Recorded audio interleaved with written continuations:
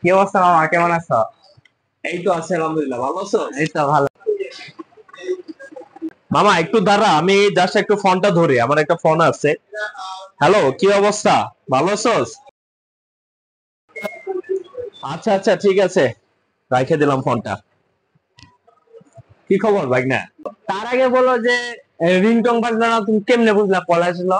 ওই এই আমার ফোনে? হ্যাঁ। ও আচ্ছা, তুই তো জানোসই না, আমাদের একটা নতুন মডেল রিয়েলমি নোট 70, এই ফোনটা আমি নিজে ইউজ করি। কারণ এই ফোনটাতে হচ্ছে পালস লাইট ইউজ করতে, আমি ফোনটা রেখে দিয়েছিলাম। এটা কিন্তু সাইলেন্ট মোডে ছিল।